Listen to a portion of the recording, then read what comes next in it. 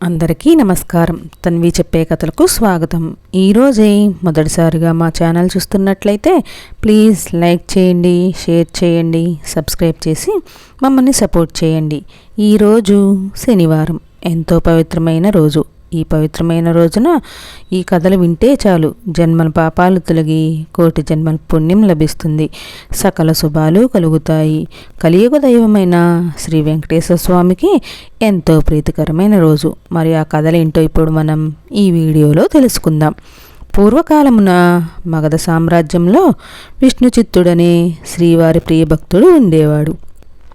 అతనికి 9 మంది స్త్రీ సంతానం కలిగిరి.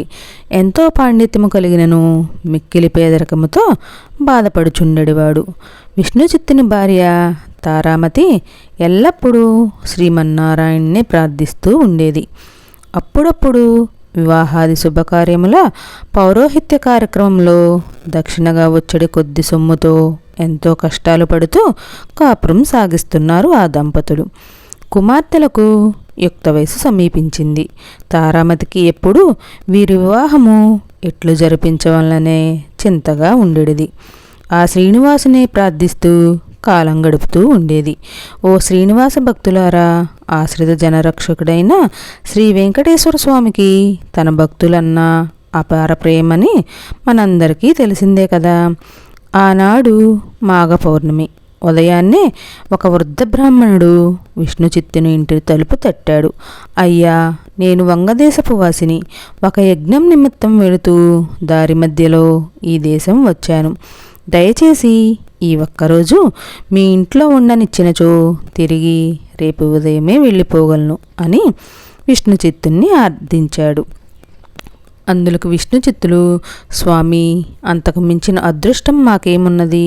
అతిథి సాక్షాత్తు శ్రీమన్నారాయణతో సమానమని మన పురాణాలు ఘోషిస్తున్నాయి కదా. తమరు ఎటువంటి సంకోచం లేకుండా మా ఇంటిలో తప్పక ఉండవలసింది అని ఆ ముసలి బ్రాహ్మణ్ణి లోనికి తీసుకువచ్చి సపర్యలు గావించాడు. ఆ రోజు మధ్యాహ్నం భోజనానంతరము ఆ వృద్ధ బ్రాహ్మణుడు తారామతితో ఇలా అన్నాడు. ఏమమ్మా, దిగులుగా ఉన్నావు? ఏమిటి నీ బాధ? ఏమీ సంకోచించకుండా చెప్పు అన్నాడు. అప్పుడు తారామతి, స్వామి, తమరు మహా తపస్సంపన్నులు. తేజస్సులో సాక్షాత్తు ఆ వైకుంఠవాసిని మాదిరిగా ఉన్నారు. మీ వద్ద దాచేదేమున్నది? నా మనోవ్యదంతా నా పుత్రికల వివాహం గురించి అని విన్నవించుకున్నది. అంతటా విప్రోత్తముడు చిరునవ్వు నవ్వి, తల్లి, నీ బాధ నేను గ్రహించితిని. నీ కష్టములన్నీ తొలగిపోయి కుమార్తెలకు శుభప్రదముగా వివాహం కాగలుగుటకు ఒక అద్భుత వ్రతము మీకు చెప్పెదను. ఆ వ్రతము ఆచరించిన మీ కష్టములన్నీ పటాపంచలు కాగలవు. ఈ శ్రీ వెంకటేశ్వర వ్రతమును ఈ వ్రతం మిక్కిలి సులభతరము అని చెప్పి ఆ వ్రత విధానమంతయు ఆ దంపతులకు వివరించాడు. అంతటా విష్ణుచిత్తుడు, స్వామి, మహా సంతోషం. ఇంతకు మించి మహాభాగ్యం ఏముంటుంది? ఎన్నో రోజులు ఎందుకు, శుభస్య శీఘ్రం అన్నారు కదా మన పెద్దలు. ఈరోజు మాఘ పౌర్ణమి, ఎంతో శుభదినము. ఈరోజే తమరు సెలవిచ్చిన శ్రీ వెంకటేశ్వర వ్రతంను ఆచరించదము అని విష్ణుచిత్తులు తారామతి దంపతులిద్దరూ తమ కుమార్తెలందరితో కలిసి ఆ రోజు సాయంకాలమునే బంధుమిత్రులను పిలుచుకొని శ్రీ వెంకటేశ్వర వ్రతంను అత్యంత భక్తి శ్రద్ధలతో ఆచరించారు. వచ్చిన భక్తులందరూ వ్రతము పూర్తి అయిన పిమ్మట తీర్థప్రసాదములు స్వీకరించి తమ తమ గృహములకు వెళ్ళరి.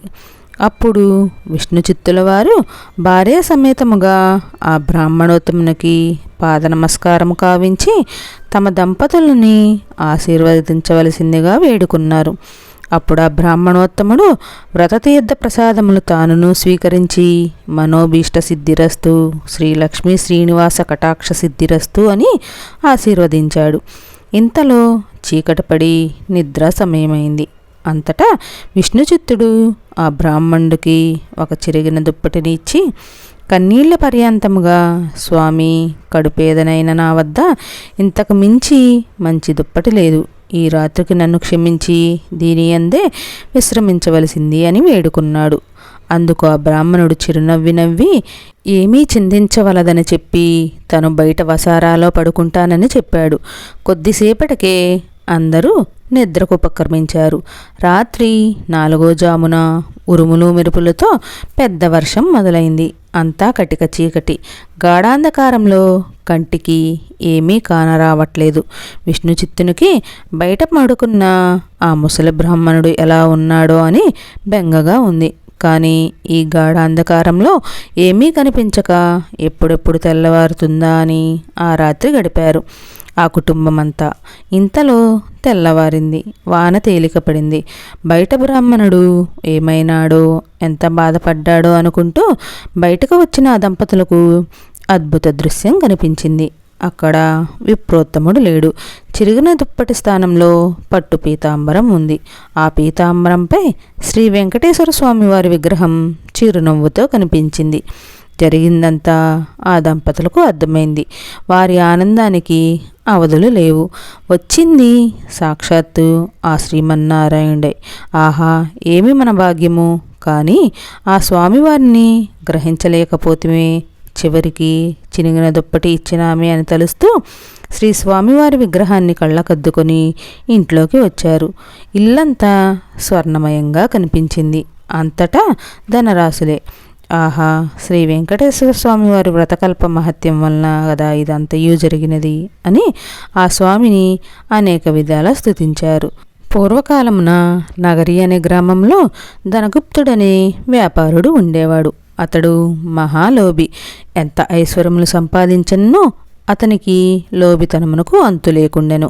ఈ ఐశ్వర్యమంతయు తన గొప్పయేననుకొని వెర్రవీగేవాడు. ఎంతటి వారైనను ఈ అహంకారమే గదా అధోపాతమునకు త్రోసివేయినది. ధనగుప్తుని భార్య కాంతిమతి మాత్రము ఎంతో భక్తి శ్రద్ధలు కలిగి ఉండెను. వారికి 3 పుత్రికలు. చివరి పుత్రికైన కుమారికి దైవభక్తి ఎక్కువగా ఉండేది. ఎల్లప్పుడూ ఆ శ్రీనివాసుని తలుస్తూ ఉండేది. తండ్రికి తెలియకుండా వీలున్నప్పుడల్లా శ్రీ వెంకటేశ్వర స్వామి వారి ఆలయానికి వెళ్ళి స్వామిని దర్శించుకుని వస్తూ ఉండేది. ఇంటికి తీసుకొచ్చిన ప్రసాదాన్ని అందరూ స్వీకరించిన తండ్రి మాత్రం ఎప్పుడూ తీసుకునేవాడు కాదు. భర్త యొక్క ఈ ప్రవర్తనకి కాంతిమతి మిక్కిలి చింతించేది. ఒకరోజు కుమారి తన స్నేహితుల ఇంట శ్రీ వెంకటేశ్వర వ్రతం జరుగుతున్నదని తెలుసుకొని తాను కూడా వ్రత కథలను విందామని వెళ్ళింది. వ్రతము పూర్తి అయ్యేసరికి మిట్ట మధ్యాహ్నం అయింది. ప్రసాదము తాను స్వీకరించి కొంచెం పొట్లం కట్టుకొని ఇంటికి బయలుదేరింది. మార్గమధ్యమున వచ్చేసరికి ఎండ తీవ్రత ఎక్కువైంది. ఎక్కడైనా కొంచెం దాహం తీర్చుకుందామని తలచగానే ఆ పక్క వీధిలోనే తన తండ్రి అంగడి ఉందని గుర్తొచ్చింది. ఆ అంగడికి వెళ్ళి ఈ వ్రతము గురించి తండ్రికి చెప్పకుండా నీళ్లు అడిగి తాగింది. తండ్రి కోపగించుకుంటాడనే భయంతో కంగారుగా దాహం తీర్చుకొని వడివడిగా ఇంటి దారి పట్టింది. ఈ హడావిడిలో కుమారి ప్రసాదం పొట్లం దుకాణంలోనే మర్చిపోయి వదిలివేసింది. ఇంతలో ఆ బజారులో ఒక్కసారిగా అలజడి మొదలైంది. ప్రజలందరూ ఆహాకారాలు పెడుతూ పరిగెడుతున్నారు. పెద్ద అగ్ని ప్రమాదం సంభవించి ఆ వీధిలోని అంగళ్ళు అగ్నిదేవుని ప్రతాపానికి ఆహుతి కాసాగాయి. అసలే మిట్ట మధ్యాహ్నం. దానికి తోడు తీవ్రమైన వడగాలి. ధనగుప్తుడి శరీరం భయంతో కంపించింది. ఇంకొద్ది క్షణాలలో తన కళ్ళ ఎదుటే తన అంగడి కూడా బూడిద కావలసిందే. ఈ ఆలోచనతో చేతులు వణికిపోతున్నాయి.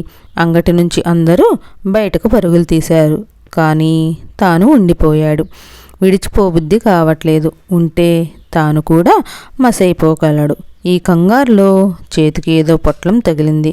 ఏ ఆలోచన లేకుండా తీసి నోట్లో వేసుకున్నాడు.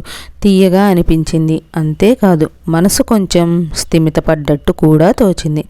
అప్పుడే ఒక అద్భుత ఘటన జరిగింది. మంటలన్నీ ధనగుప్తుడి ముందు దుకాణం వద్దే ఆగిపోయాయి.